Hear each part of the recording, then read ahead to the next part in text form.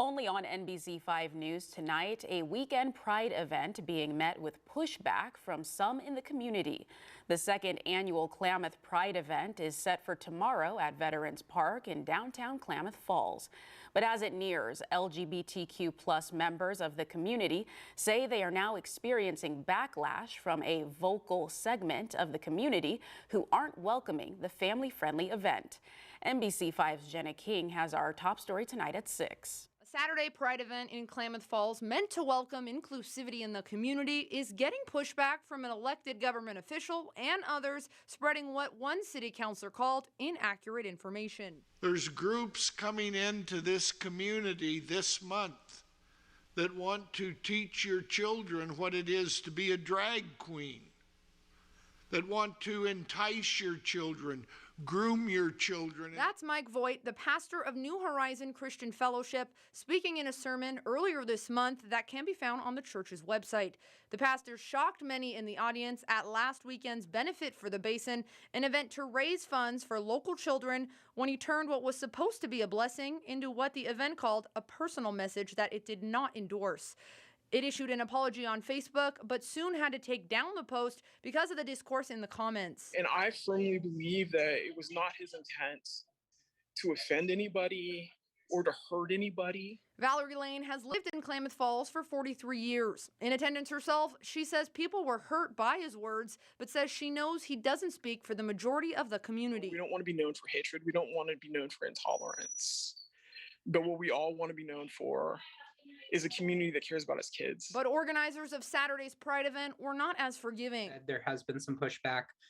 There has been some extremists who've felt the need to spread some hate and misinformation about the event. Jeff Press and Courtney NEUBAUER are organizing the Pride event at Veterans Park at noon Saturday. It includes food, vendors, booths, games, family-friendly activities, and performances. A number of local organizations are helping support the event, like Citizens for Safe Schools, Klamath Behavioral Health, Klamath Advocacy Center, and many more. Community organizations, community members, we've had so many people and organizations reach out to see how they can help and find out what they can do to make sure that this event and we are supported. But they've seen the ugly comments by some in the community and even a prayer event being organized around the same time that was moved from the park to the Klamath Government Center just a short walk away. I think that based on other comments and based on sort of the atmosphere that was created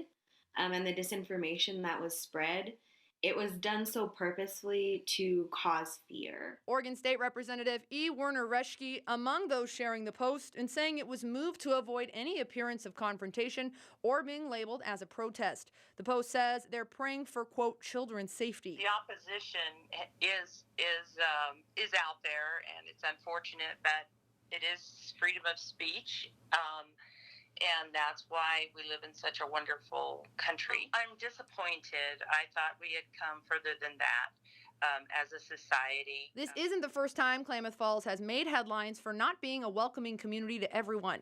Back in June 2020, after the death of George Floyd, hundreds of protesters gathered the streets in Klamath Falls, many carrying rifles and handguns to protect businesses after rumors of possible threats of violence and looting from outsiders like Antifa. Similar things happened in communities across the county, like in Grants Pass and Medford.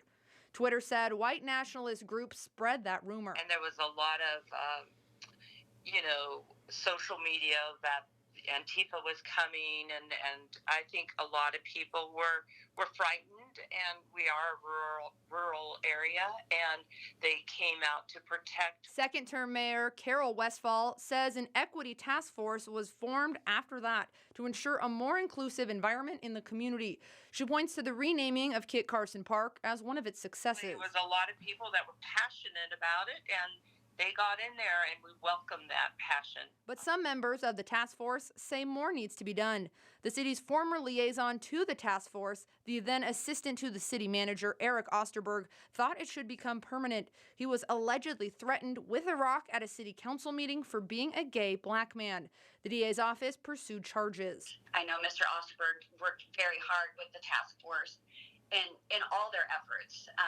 He is no longer with the city. Certainly, it continued to enforce that message of we need to continue to move forward with how we resolve and deal with equity within our own community. The task force dissolved last fall, sending a letter to members signed by the mayor and city council. It ended by saying the city is, quote, committed to govern and approach all issues in a fair and equitable manner for all citizens in Klamath Falls.